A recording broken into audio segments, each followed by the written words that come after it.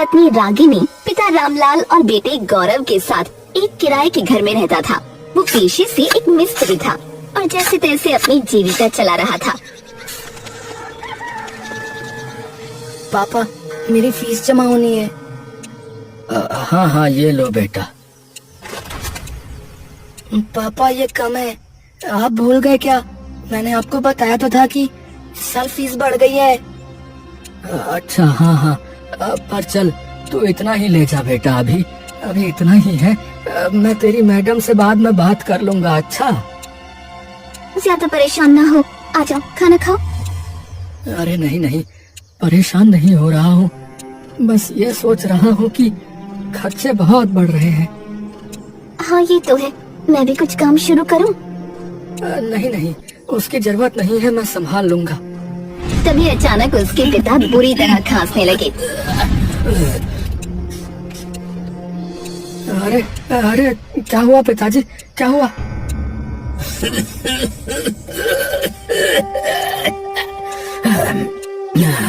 अरे ठंड लग रही है बेटा, बहुत ठंड लग रही है।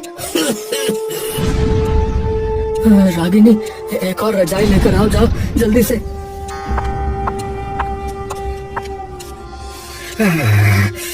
बेटा मोहन, तेरे ऊपर बहुत बोझ आ गया है ना? अरे नहीं तो, किसने कहा? अरे बेटा, बूढ़ा जरूर हूँ लेकिन कान अभी भी काम कर रहे हैं, सब जानता हूँ। अरे आप फिक्र मत करो पिताजी।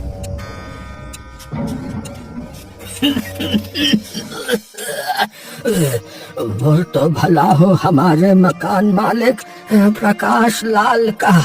मैं यहाँ 40 साल से रह रहा हूँ, तब से उन्होंने किराया नहीं बढ़ाया। आज भी वही वो 100 रुपए लेते हैं। अरे बहुत भले आदमी हैं।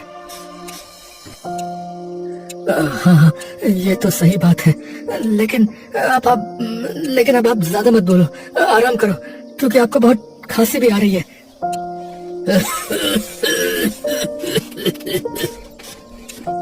रामलाल खांसते खांसते सो गए।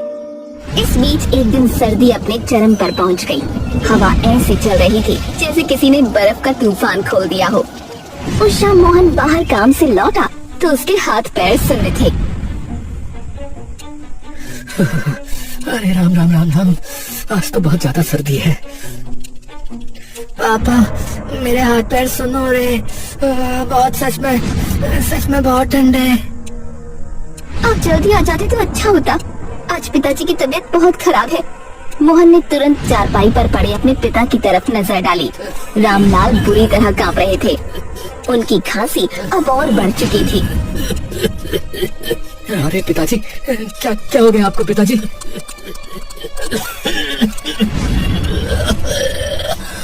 अरे बेटा, आज की ठंड मेरा दम निकाल रही है बेटा। मैंने 2 रजाइयां और ओढ़ा दी, पर इनका बदन फिर भी जल रहा है और ठंड भी लग रही है। मोहन के चेहरे पर डर उतर आया। वो समझ गया था कि ये सिर्फ साधारण ठंड नहीं है। मैं डॉक्टर को बुलाता हूँ, नहीं तो कुछ गड़बड़ हो जाएगी। वो बाहर भागा और डॉक्टर को बुला कर लाया। देखिए, ये हालत अच्छी नहीं है। इनको हाइपोथर्मिया हो गया है। इनको अभी तुरंत अस्पताल ले जाइए। डॉक्टर साहब, पैसे तो... देखिए, पैसे बाद में सोचिए, अभी इन्हें ले जाना जरूरी है, वरना देर हो जाएगी। जितना है उतना उठाकर दे देते हैं, पर चलिए इन्हें बचाना है। मोहन ने पिता को शॉल में लपेटा, कंधों पर उठाया और दरवाजे की ओर बढ़ा, लेकिन तभी रामलाल का शरीर अचानक ढीला पड़ गया। पिताजी, पिताजी, पिताजी, पिताजी बोलिए, पिताजी, पिताजी, पिताजी। दादू, दादू।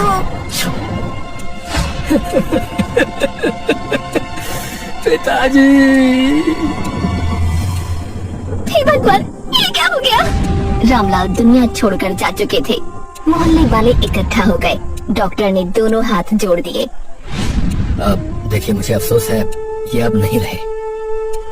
मोहन जमीन पर बैठ गया, चेहरा दोनों हाथों में छिपा लिया। गौरव रोते रोते हिलने लगा। रागिनी बाप जैसे ससुर को पकड़े बैठी रही। फिलहाल अब अंतिम संस्कार के सिवा करने को कुछ नहीं बचा था, तो वही कर दिया गया। उनका मकान मालिक प्रकाश लाल भी आया। मोहन, मुझे भाई बहुत दुख है। तुम्हारे पिताजी बहुत सीधे और नेक आदमी थे। जी जी भाई साहब जी। लेकिन अगले ही दिन प्रकाश लाल दोबारा उनसे मिलने पहुंचा। मोहन समझा शायद सांत्वना देने आए हैं, लेकिन बात कुछ और ही थी।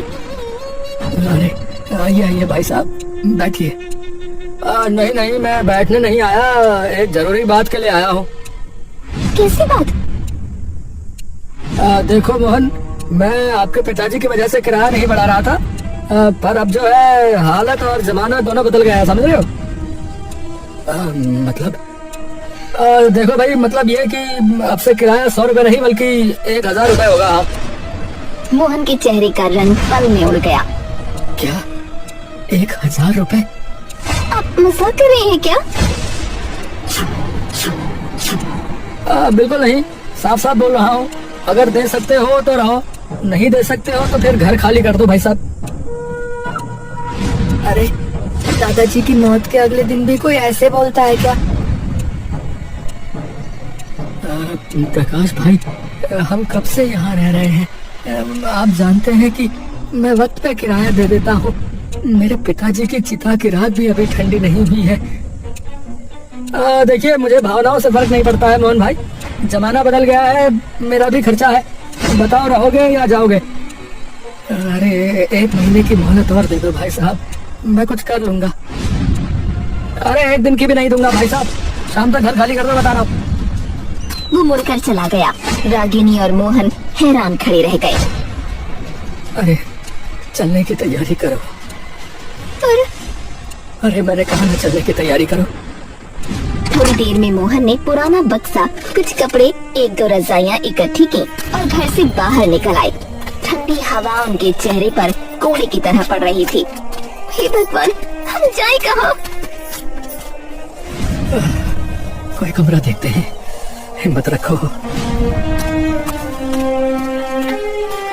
मोहन ने बहुत कोशिश की, लेकिन 1000 से कम किराया कहीं नहीं था।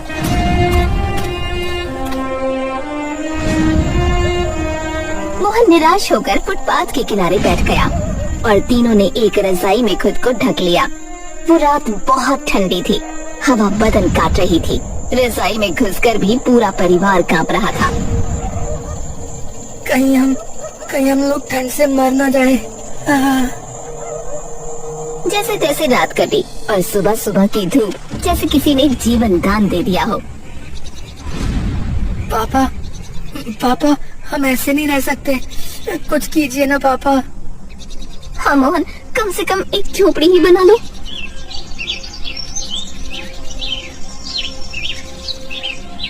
हाँ ठीक है, जो मिलेगा उससे बना लेंगे, कुछ भी करके।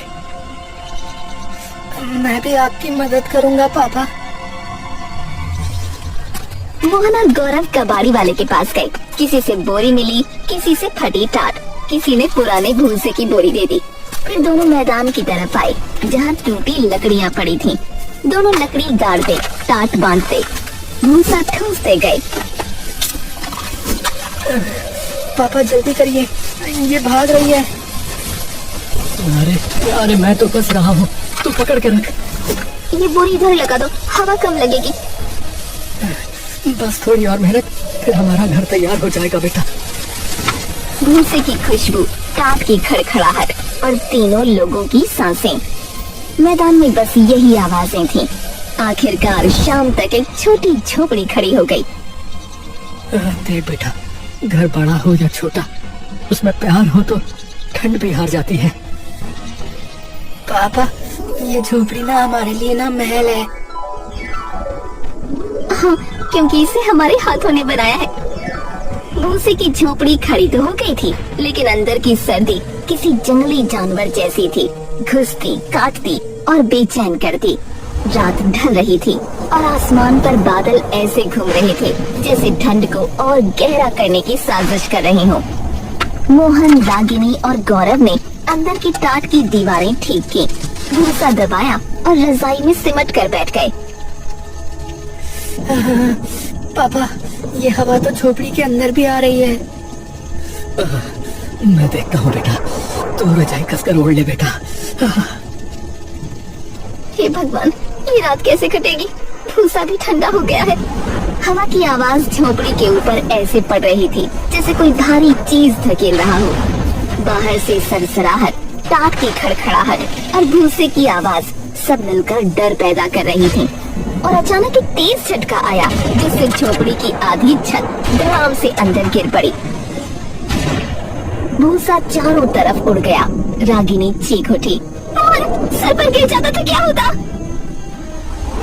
पापा जल्दी ठीक करो, ठंड लग रही है बहुत। मोहन बिना एक सेकंड गंवाए बाहर भागा। हवा काट रही थी, हाथ तुरंत सुन्न हो गए, पर वो लकड़ी को संभालने लगा। हे हवा, जरा तो रुक जा, जरा मुझे अपनी छत को ठीक करने दे। मैं पकड़ती हूँ, आप भाग भाग के टाट नहीं बांध पाएंगे। पापा मैं भी पकड़ूंगा। तीनों उस रात एक सैनिक टुकड़ी की तरह सर्दी से लड़ रहे थे। मोहन ऊपर लकड़ी टिकाता, गौरव नीचे से पकड़ता, रागिनी टाट दबाकर भूसा भरती जा रही थी। कसकर पकड़, कसकर, नहीं तो फिर गिर जाएगी। पापा मेरी उंगलियां जम रही हैं। बेटा सहले बेटा, ये सब हमें बचाने के लिए ही है। 2 घंटे की मशक्कत के बाद झोपड़ी फिर खड़ी हो गई। अगली सुबह धूप निकली तो कुछ आराम मिला। रागिनी ने बोरी हटाकर थोड़ा धूप अंदर आने दी। मैं काम पर जा रहा हूँ। जल्दी आना, यहाँ मुझे डर लग रहा है। मैं जलाने के लिए मैदान से लकड़ी ले आऊंगा। शाम को मोहन काम से वापस लौट रहा था। आसमान बिल्कुल धुंधला था, हवा बर्फ सी ठंडी थी। तभी उसे सड़क किनारे एक बूढ़ी औरत बैठी दिखी। वो कांप रही थी, आंखों से आंसू बह रहे थे। अम्मा, क्या हुआ? क्यों रो रही हो ऐसे? मेरा बेटा मुझे यहाँ बैठा कर गया है, बोला कि अभी आता हूँ, पर लौटा ही नहीं। मोहन ने सामने देखा, ऊपर एक बोर्ड लगा था जिस पर वृद्धाश्रम लिखा हुआ था। उसे सब समझ आ गया। अम्मा, वो आपको यहाँ छोड़ कर चला गया है, अब नहीं आएगा।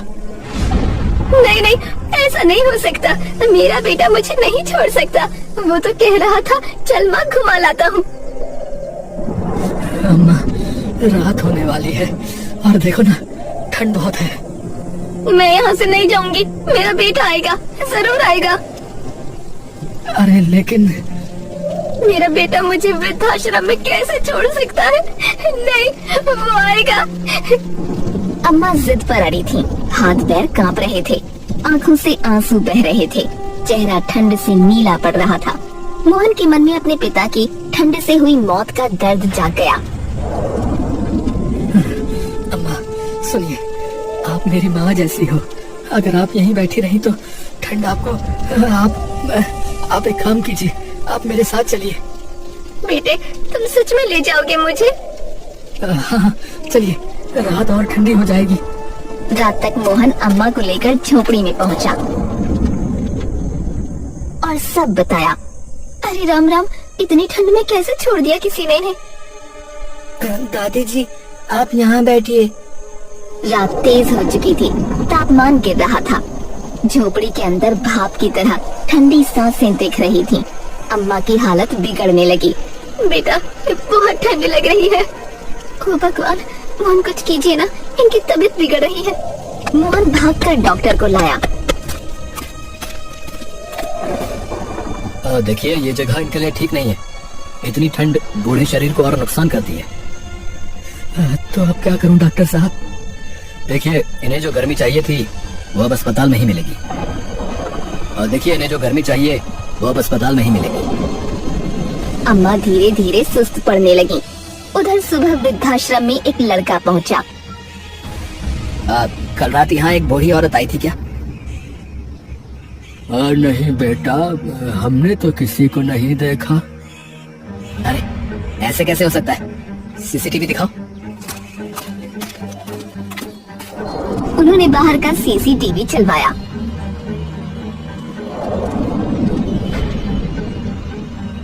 समीर की आंखें चौड़ी हो गईं। अरे ये आदमी कौन है? ये मेरी माँ को कहाँ ले गया? गुस्से से उसका चेहरा लाल हो गया, पर वृद्धाश्रम वाले भला क्या जाने। समीर बाहर निकला, दिल उबाल खा रहा था। तभी उसने देखा सामने से एक जनाजा आ रहा है। जनाजे के पीछे चलने वाला आदमी वही था, फुटेज वाला। अरे रुको, तुम ही थे ना जो रात को अम्मा को अपने साथ ले गए थे? कहाँ है मेरी अम्मा?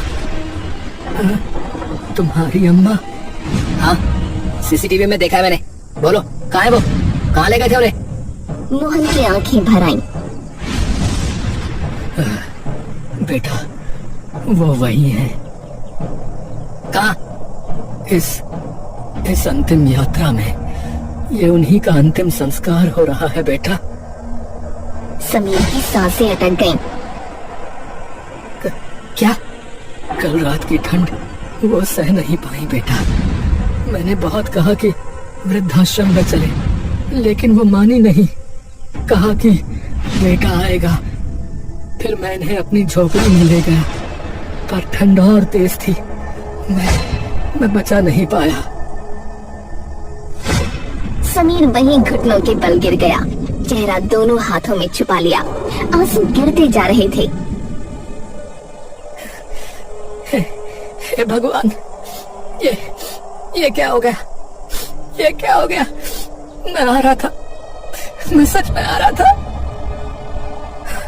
उठो बेटा उठो, हमें इनका अंतिम संस्कार करना है। चलो।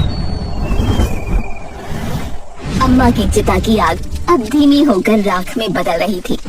मोहन, रागिनी और गौरव चुपचाप खड़े थे। उसी बीच समीर ने कांपते हुए अम्मा की चिता को अंतिम बार देखा और फिर मोहन की ओर मुड़ा। बेटा, एक बात पूछो। पूछिए। तुमने इन्हें वहां क्यों छोड़ा था? मैंने नहीं छोड़ा था, मैंने नहीं छोड़ा। तुमने नहीं छोड़ा? क्या मतलब? तो किसने छोड़ा? मेरा नाम समीर है और ये अम्मा मेरी दादी थी। उन्हें मेरे पिताजी वहां छोड़ाए थे। मोहन, रागिनी और गौरव बहुत चक्के रह गए। समीर की आंखें नम थीं, पर उनमें गुस्सा गहरे पानी जैसा छिपा था। मैं तो विदेश में पढ़ता था। कल रात ही आया हूँ। जब मैंने घर में पूछा कि अम्मा कहाँ है, तो मेरे पिता ने कहा कि उनका देहांत हो गया। लेकिन उनका तो हाँ, वहाँ कोई अंतिम संस्कार का निशान, कोई मेहमान या रिश्तेदार कुछ भी नहीं था। तभी मुझे शक हुआ और मैं उनसे उलझ पड़ा। फिर उनके मुंह से निकला कि बुढ़िया बोझ बन गई थी, उसे वृद्धाश्रम छोड़ा है। हे भगवान, कोई ऐसा कैसे कर सकता है? हमारे मकान मालिक ने हमें घर से निकाला तो हम उसे निर्दयी समझ रहे थे, पर जो अपनी माँ को घर से निकाल दे, उससे ज्यादा निर्दयी कौन हो सकता है? आपने मेरी दादी को बचाने की कोशिश की। आपके पास कुछ नहीं था, फिर भी आपने अपना सब कुछ दिया। इसका बदला मैं कभी नहीं चुका सकता। आइए आप मेरे साथ चलिए। मैं आपको रहने की जगह दूंगा। लेकिन लेकिन कुछ नहीं। चलिए। समीर उन्हें लेकर चला। सब सोच रहे थे कहीं कोई नई जगह होगी, कोई बड़ा घर, कोई कमरा, लेकिन वो उन्हें वहीं ले गया, उसी घर के सामने, उसी दरवाजे पर जहाँ से मोहन और उसका परिवार बेइज्जत करके बाहर निकाले गए थे। मोहन ठिठक गया। बेटा ये तो क्या हुआ? आप लोग रुक क्यों गए? तभी अंदर से गुस्से से प्रकाश लाल बाहर आया। अरे तुम लोग वापस क्यों आ गए भाई? मैंने तो वो वाक्य पूरा करता इससे पहले समीर उसके सामने खड़ा हो गया। उसकी आंखों में तूफान था। आपकी हिम्मत कैसे हुई? मेरी दादी को घर से निकालने की आपकी हिम्मत कैसे हुई है? आपको शर्म नहीं आई क्या? आपको शर्म नहीं आई आपको? अरे मैं तो उन्हें लेने गया था। उन्होंने झूठ झूठ झूठ पे झूठ बोला जा रहा है। वो मर चुकी है और उनका अंतिम संस्कार मैंने किया है अभी। आप खुश हो ना? बहुत बहुत बधाई हो आपको। प्रकाश लाल एक बहुत ही नीच इंसान था। उसके अगले शब्द और भी गिरे हुए थे। अरे वो सब छोड़ो, ये बताओ ये लोग यहाँ क्यों आए वापस? मैंने तो इन्हें निकाल दिया था। आपने ने क्यों निकाला? क्यों निकाला आपने ने? हाँ क्योंकि चुप, अब मुझे कुछ नहीं सुनना है। ये घर मेरे नाम है। शायद आपको याद नहीं है, ये लोग यहीं रहेंगे और आप निकलेंगे अभी और इसी वक्त। अरे तो अपने बाप को घर से निकालेगा?